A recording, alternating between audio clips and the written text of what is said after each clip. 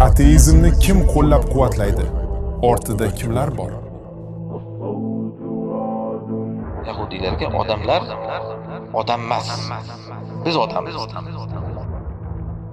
O'sha diniy qadriyatlardan odamlarni ozod qilib ateizmga chiqarishni istaydi. Nimaga desa, ateizm e'tiqodidagi odam hayvondek. O'zi ham aytadi, odam hayvondan paydo bo'lgan deydi.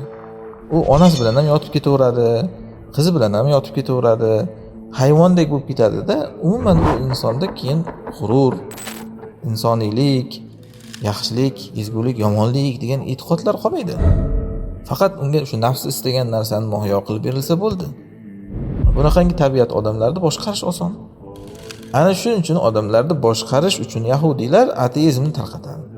Nega yahudiylar o'zlari ya'ni Allohga ishonib turib, qayta tirilishga, payg'ambarlarga iymon keltirib turib, lekin ateizmni tarqatadi desangiz,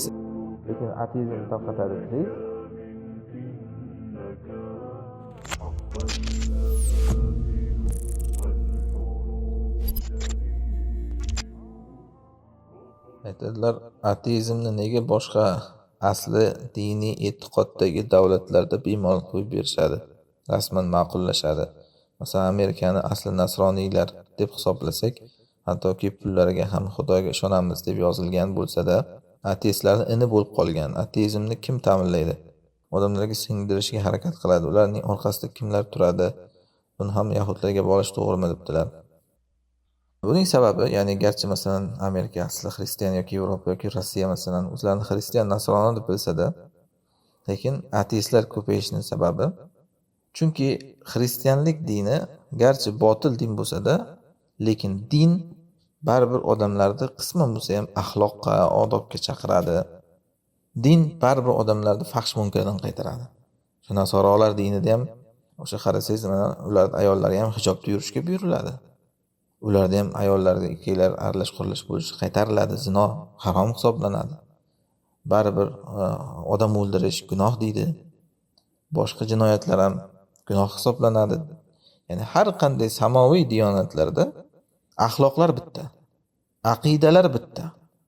Faqat ba'zi ahkomlar o'zgargan xolos. Endi mayli keyinchalik buzvordi ular, lekin aslida demoqchiman. Endi mana shuning uchun ham ateizmni targ'ib qiladi jin shaytonlar, jumladan mana yahudlar ham, chunki yahudlar nazdida o'zlaridan boshqalar odam emas. Baribir jahannamga ketadi hamma. Shuning uchun odamlarni endi ular o'zlariga bo'ysundirish uchun va o'zlari odamlarga hukmron bo'la olishi uchun, ularni boshqarish uchun ularni har qanday diniy qadriyatlardan, hattoki o'shanaqangi botil din bo'lsa ham, faqat islom emas, ya'ni nasorolik ko'rinishdagi hatto botil din bo'lsa ham, o'sha diniy qadriyatlardan odamlarni ozod qilib ateizmga chiqarishni istaydi. Nimaga desa, ateizm e'tiqodidagi odam hayvondek. O'zi ham aytadi, odam hayvondan paydo bo'lgan deydi. U onasi bilan ham yotib ketaveradi, qizi bilan ham yotib ketaveradi, hayvondek bo'lib ketadi-da, umuman u insonda keyin g'urur, insoniylik, yaxshilik, ezgulik, yomonlik degan e'tiqodlar qolmaydi. Faqat unga shu nafsi istagan narsani muhayyo qilib berilsa bo'ldi. Hayvondek yashab, hayvondek o'lib ketaveradi, hech unda bir oliy g'oyalar, unda yuksalish degan narsalar bo'lmaydi. Keyin bunaqangi bir hayvon tabiat odamni xuddiki mana itti bo'yniga arqon solib boshqargandek, oldiga suyagini tashab yeydi, ichadi, bo'ynida arqon bilan yuraveradi-ku. Ana shunga o'xshab bunaqangi tabiat odamlarni boshqarish oson. Ular hech qachon hech kimni narsaga e'tiqodiga, ya'ni masalan yahudiylarda ham boshqa, ularni bir boshqaruvga qarshilik qilaman deganda ham qila olmaydi. Hayvon tabiat odamlar. Mana shuning uchun mana bugun qarang, Amerikada va hatto boshqa Yevropa davlatlarida ham armiyadagi askarlarni armiyaga olishdan oldin hozir ularda erkaklik gormoni, testosteronini tekshiruvdan o'tkazilinyapti ekan. Nimaga desa, shu darajada erkaklik yo'qolib ketdiki, hozirgi yigitlarda, ya'ni bu mana shu hech qanaqangi dinga to'g'ri kelmaydigan darajada fahsh munkar ko'pligidan-da, shu darajada erkaklik yo'qolib ketdiki, urushga kira olmaydi askarlar.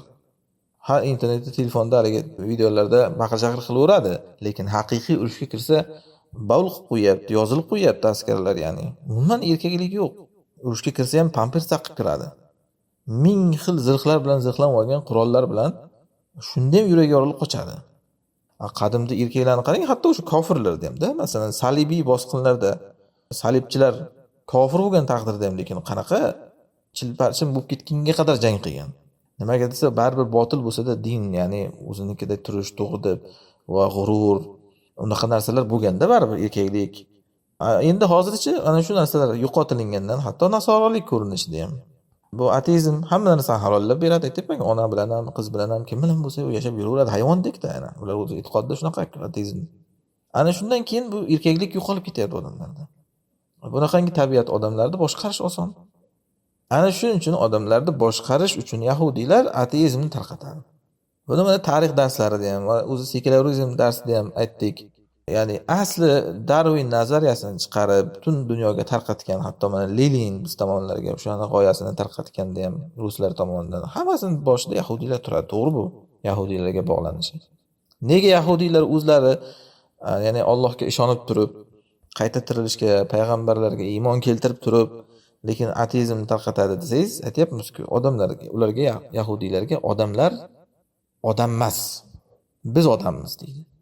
Hatto shunaqa e'tiqodlari borki, ular aslida Odam alayhissalomning zurriyoti bizmiz, qolgan odamlar Odam alayhissalomni haligi balchig'idan qolgan loydan yaratilgan deydi. Masalan, bir joyda mana non qilasiz, u nonni zuvalasini qilasizki, u yoqda bu yoqda unlar sochilib qoladi-ku. Bir parcha xamirlar tushib. Ular ana shunday aytadi-da, qolgan odamlar mana shular deydi. Biz asli odammiz deydi. Va Alloh Qur'onda ham aytdi-ku buni.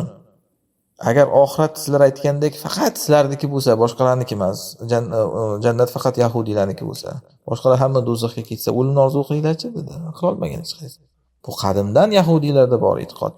Biz Allohni o'zi tanlagan odamlarimiz, qolgan hech kim odam emas. Odam emasmi? Bo'ldi, ular o'zi yo'q bo'lishi kerak bu dunyoda, yashamasligi kerak. Shuning uchun ularni hayvondek qilib shu g'oyani ularga singdiradi yahudiylar, shunaqa qilib qolganlarni o'sha qutulish uchun ulardan va boshqarish uchun, ya'ni. Albatta buni o'sha yahudlarga bog'liqligi bor. Allohu a'lam.